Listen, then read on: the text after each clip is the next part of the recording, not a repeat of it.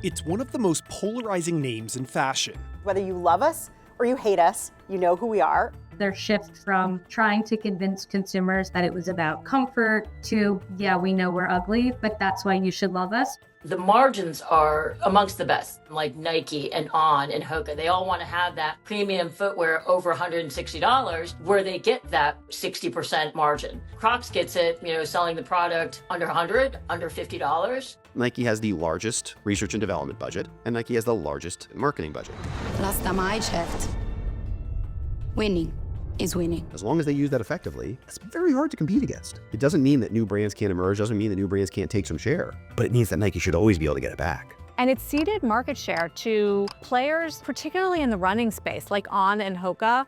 Everybody Sneakers. wears these. Yes, this is the Hoka Clifton 9. It is the hottest running shoe of the summer. They're my favorite shoes of all time, and I only got them a few months ago. So this might be the new daily trainer. CNBC visited On's headquarters in Zurich to get a behind-the-scenes look at the company and how its new spray-on technology can make a pair of sneakers in just minutes.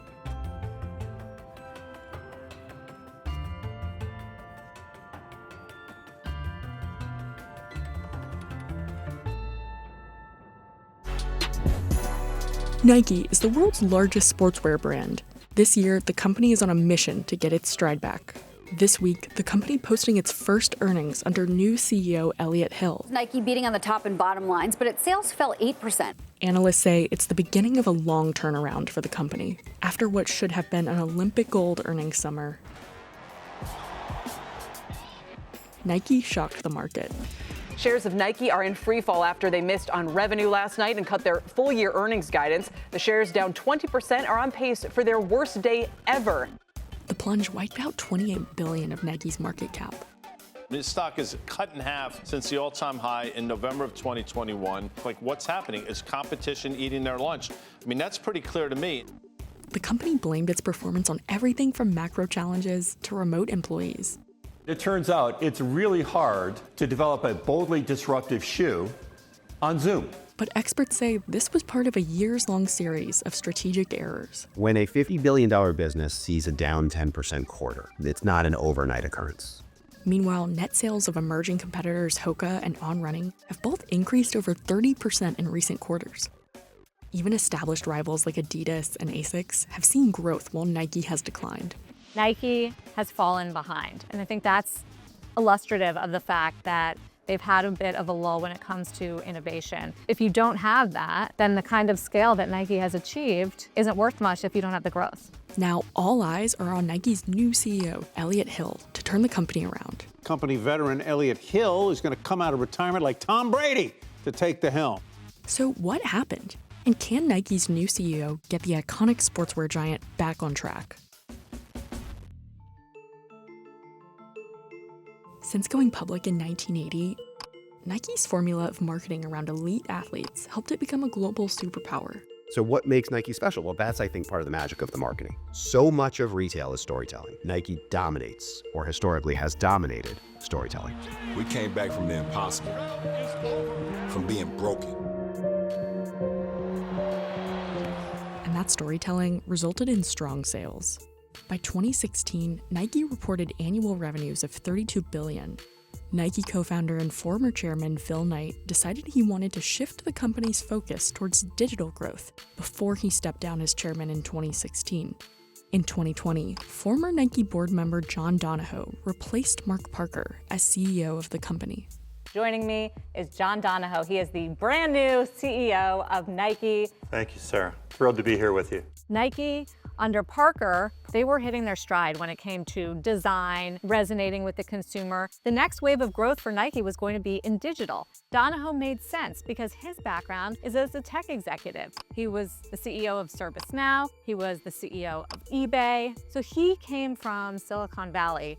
Under Donahoe, Nike began moving towards a more direct-to-consumer model, or DTC, by pushing sales directly from its own platforms and stores.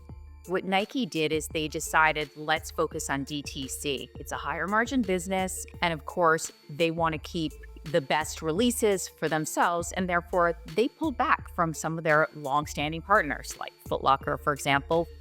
For a while, the plan seemed like it was working.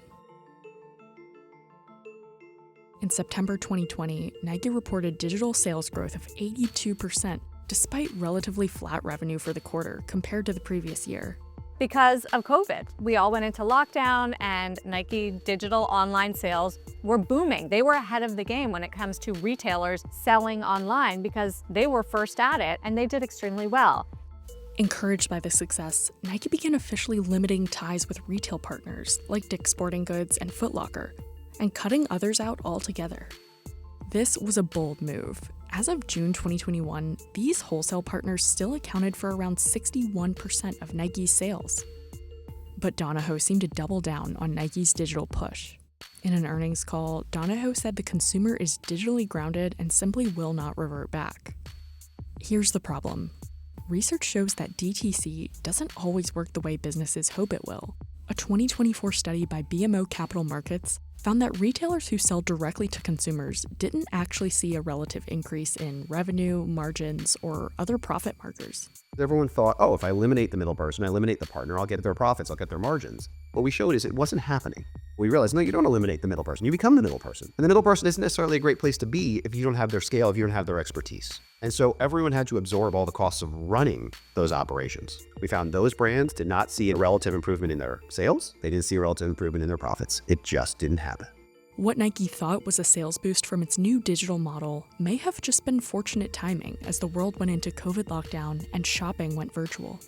In 2021, as lockdowns lifted and consumers started to seek out in-store experiences, Nike's digital growth started stalling.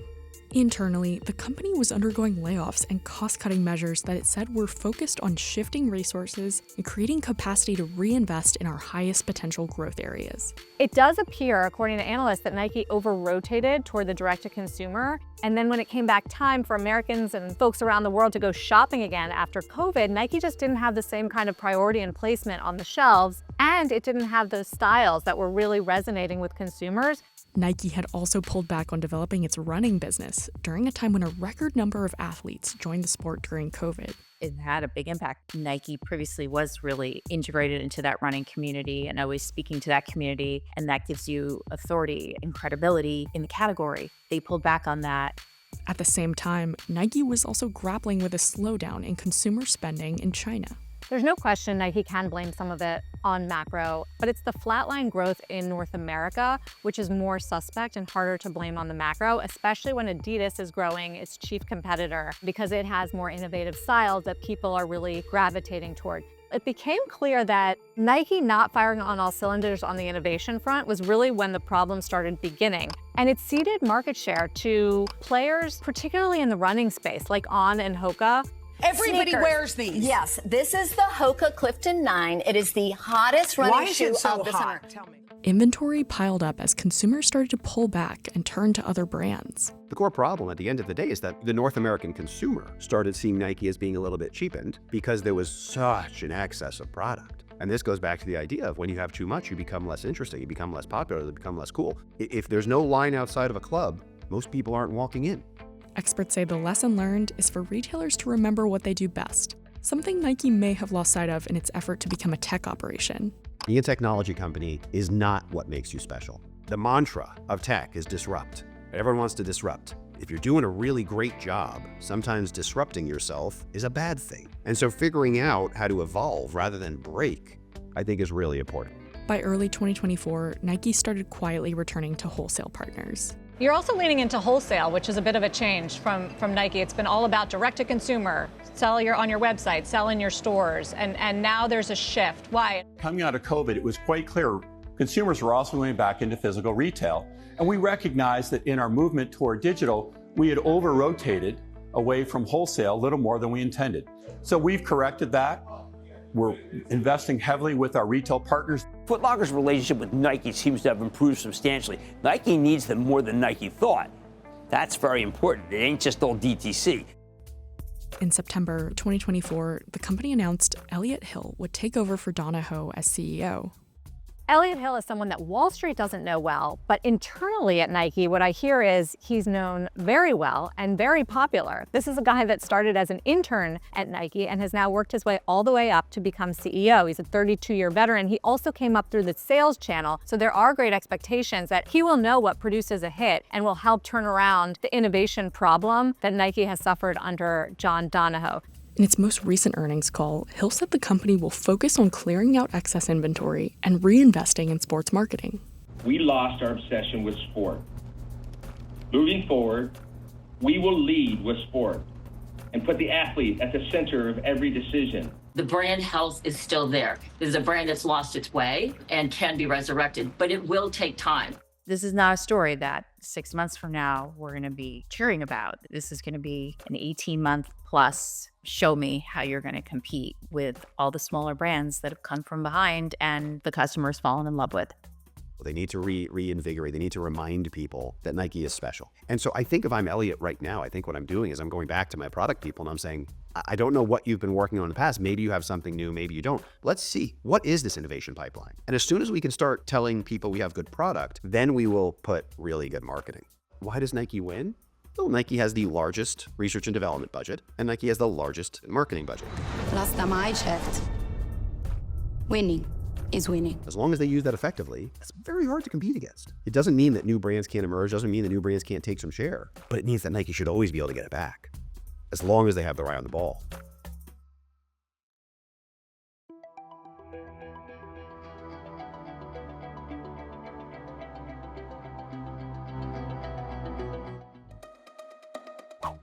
The fact that you guys say ain't rockin' unless you're crockin' is absolutely disgusting. And I just tried these shoes on. I'm in love. I'm in love. Comfort, nostalgic, kind of fun. They're just heinous. It's one of the most polarizing names in fashion. Whether you love us or you hate us, you know who we are. We are, on an ongoing basis, faced with skepticism from investors is entirely unjustified because that's not reflected in the financial performance of the business. For this one, and yeah, I'll love it for this one. Crocs' annual revenue was $1.2 billion back in 2014. About a decade later, the brand is raking in nearly 3 times that. A lot of it is thanks to personalization, making the company one of the best marketing stories in retail. You can see Crocs will customize some of its shoes on the shelves to inspire some of that creativity amongst its shoppers. Each of these Jibbitz cost $5, and the metal ones cost $7. The margins are amongst the best. To this day, they are amongst the best. We've seen this from like Nike and On and Hoka. They all want to have that premium footwear over $160 where they get that big, fat, 60% margin. Crocs gets it, selling the product under $100, under $50. But reciprocal tariffs announced by President Trump on April 2nd, 2025 could threaten that competitive advantage by placing a nearly 50% duty on Vietnam, where the company imports much of its goods. So, how did Crocs make a cultural resurgence? And could the imposed tariffs threaten its business?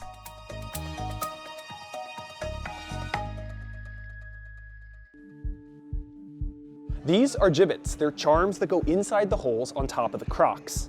In 2024, the company said they brought in $271 million worth of sales from these alone. That's about 8% of the company's total sales in 2024, and a key driver in one of the biggest comebacks in retail.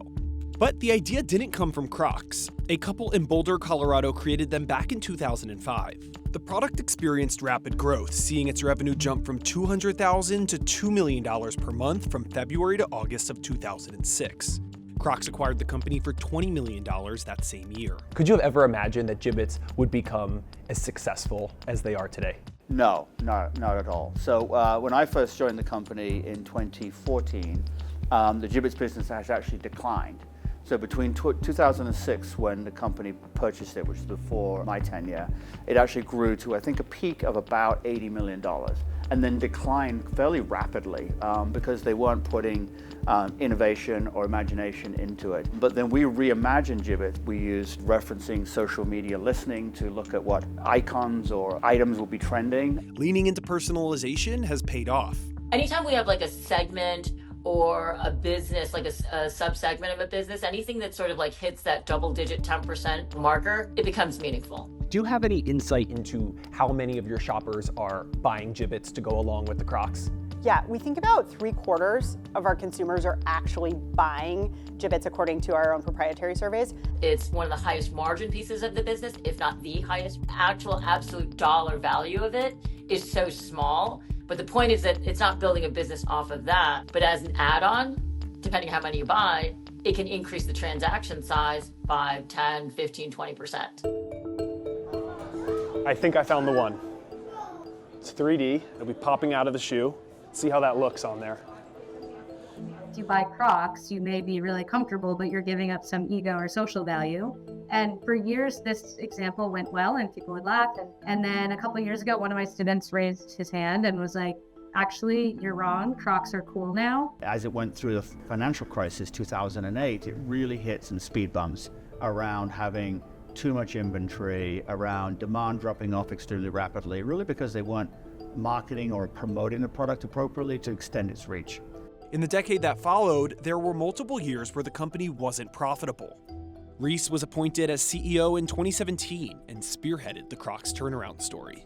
They went back to basics in terms of they had this unwieldy product portfolio of 250 products or more, and they went back to their original clog and basically used it as a canvas for self-expression.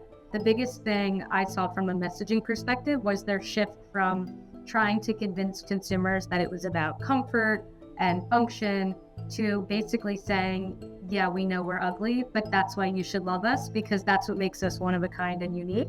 Part of the Crocs comeback story centers on its ability to drive demand through limited drops and releases. They partner with brands like Pixar and make custom designs like this one from Monsters, Inc.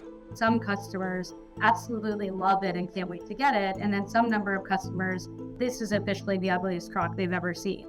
That strategy is particularly effective because it's not just about limited availability, it's also about driving conversation. The company also began an influencer-led social campaign and collaborated frequently with celebrities. Have, some of the most successful ones we've ever done are, like our Post Malone, or we did Bad Bunny. And it wasn't about the amount we sold, but the amount of interest that we had. They sold out very, very quickly. The turnaround efforts really took hold in 2021, coupled with pandemic lockdowns creating demand for comfortable footwear inside the home. Plus, the shoes became a favorite amongst frontline workers that could easily slip off and sanitize their footwear. The share price soared as the company grew its revenue by nearly $1 billion between 2020 and 2021.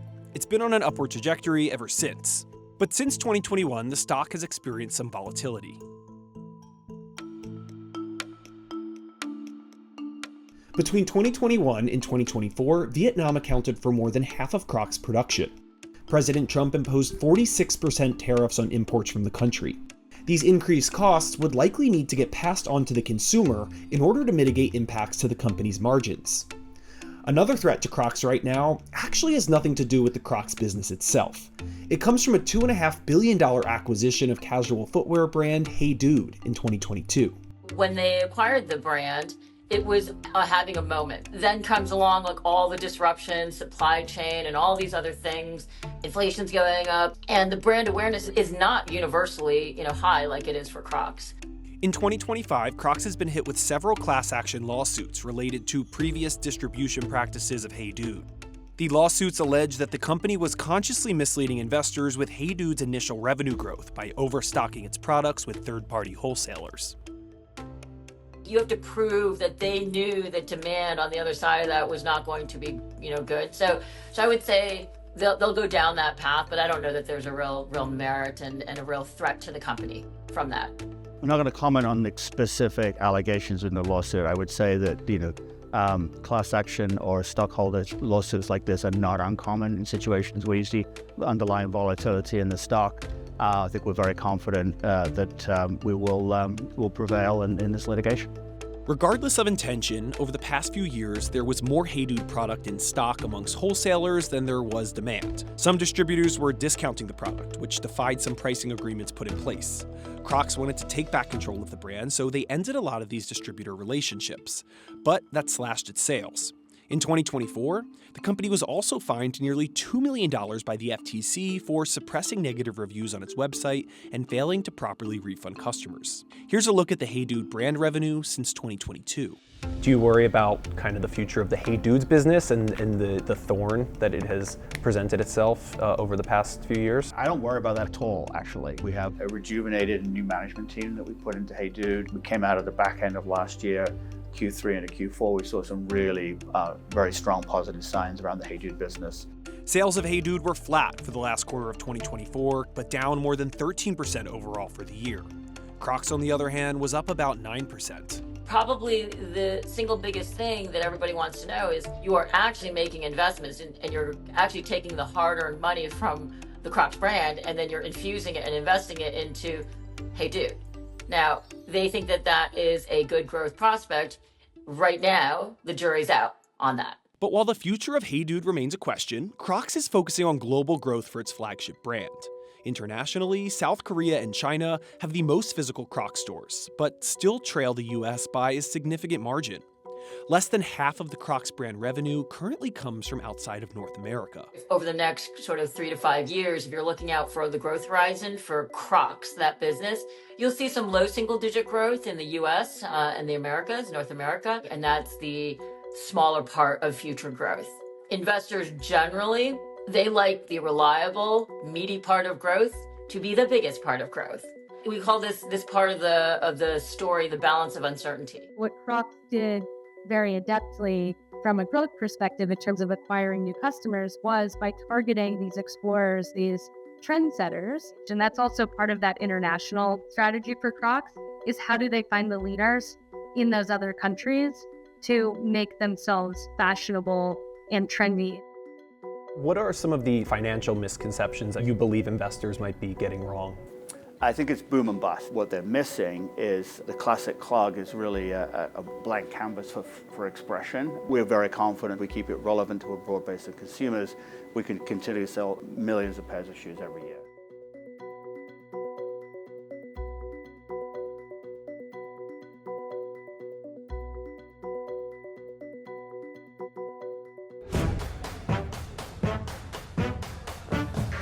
Here in Zurich, a Swiss sneaker company is taking on Nike. We couldn't be happier for where we are as a brand after 15 years, and it all started quite simple actually.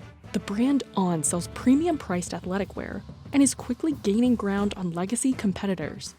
The way the shoe looks is like nothing else on the shelf. I think that the problem with Nike is On Hold It. I'm not kidding. This is the first true challenger to Nike. Since going public in 2021, the company's net sales have grown in 11 out of the past 13 quarters, and On's stock price has soared ahead of its competitors. In its most recent earnings report, the company posted net sales of over $865 million for the quarter. This company is growing like a weed. We all know about the running shoes, which everybody's gaga for, and they're just expanding the brand. At the same time, On's biggest competitor, Nike, has faced stalling growth. As of March 2025, Nike posted a sales decline in 2 of its last 4 quarters. Adidas has also faced challenges in recent years and has ended its controversial partnership with Kanye West. But On is also under pressure as tariffs proposed by the White House threaten to raise prices. In 2024, the US accounted for almost 60% of On's revenue. Around 90% of On's products are manufactured in Vietnam, which President Trump has said could face a 46% import duty. Nike is also undergoing a turnaround under its new CEO, Elliott Hill. The company is aiming to win back market share it lost during the past few years. Nike's biggest threat is if Nike spends 1% of their sales on marketing and On spends 1% of their sales on marketing. That's the difference of billions of dollars. So you're going toe-to-toe with someone that has a much bigger megaphone. So how did On go from a startup to becoming one of the biggest global challengers in sportswear? And can the company maintain its rapid growth despite pressure from tariffs and competitors?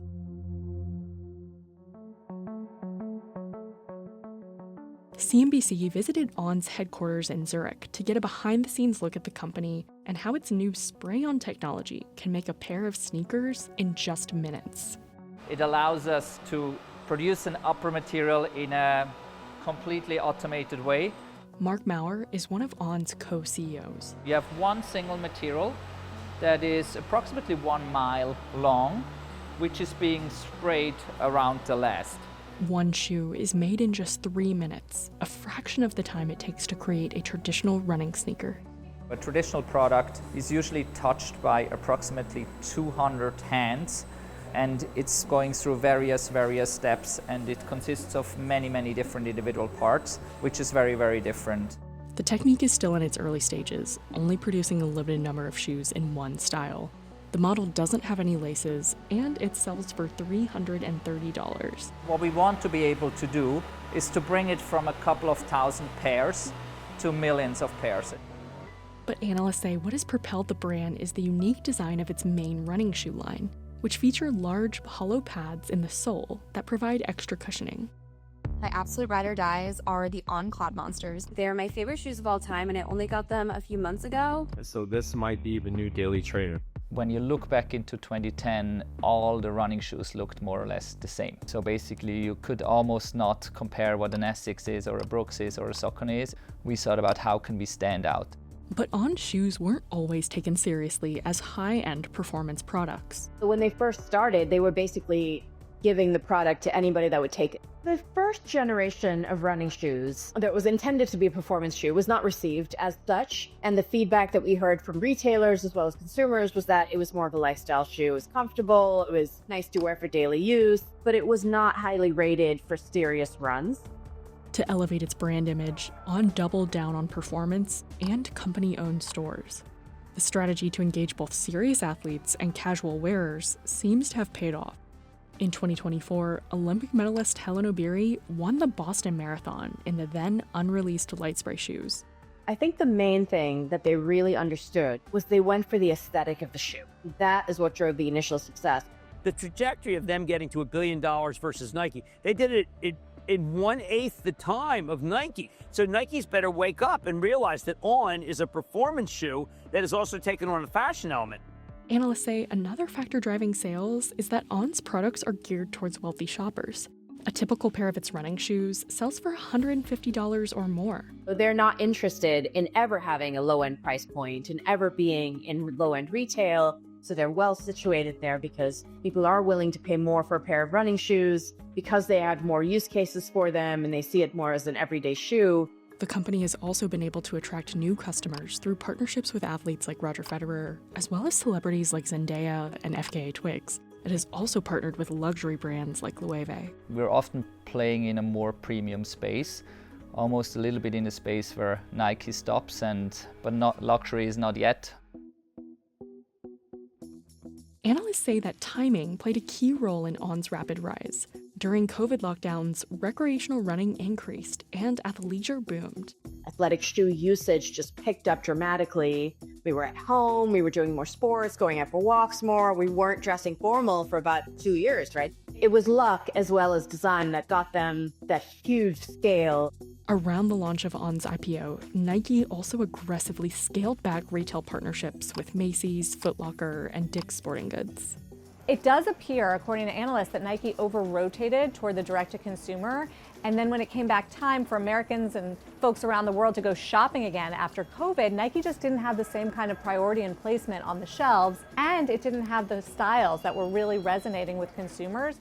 So for the first time, retailers were actually going out there and looking for emerging high-growth brands to take that space, and On was right there for them. So it happened to be very serendipitous for them to be able to get that retail space, prime retail space that the number one competitor had voluntarily just dropped and left for them to gain. Meanwhile, On continued to post quarterly revenue beats, boosting its stock. Decker's owned Hoka also surged while Nike declined. Nike has since kind of acknowledged that mistake through their actions and are trying to go back to that channel. On effectively acknowledges that was a big break for them. The issue now, though, as it relates to sort of the broader competitive space, is that they've already been given that oxygen. Nike still owns 40% of the global sports footwear market, followed by Adidas. On makes up a little less than 3% of global market share.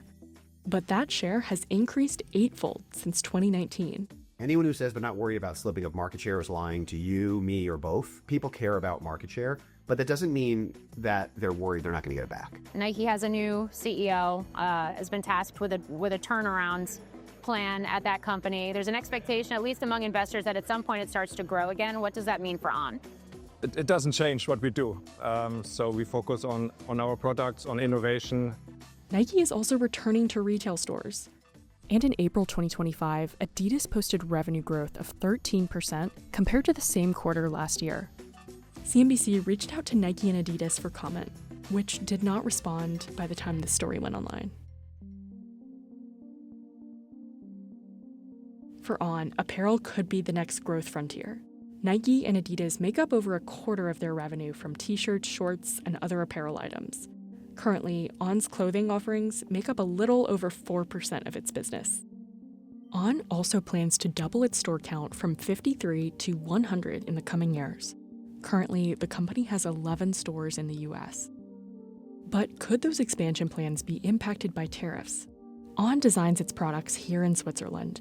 But like other major brands, including Nike, most of its products are manufactured in Vietnam and Indonesia, where labor is considerably cheaper than in Europe or the US. In April, President Trump announced tariffs on both countries. I will sign a historic executive order instituting reciprocal tariffs on countries throughout the world. Both of these have been suspended, and it's unclear if they will remain in place. Any additional cost could be a significant headwind for the sportswear industry. Sportswear giant Adidas now saying the tariffs would result in price hikes for all of its U.S. products. People thought if we go to Vietnam, we're safe. And it was just dead wrong.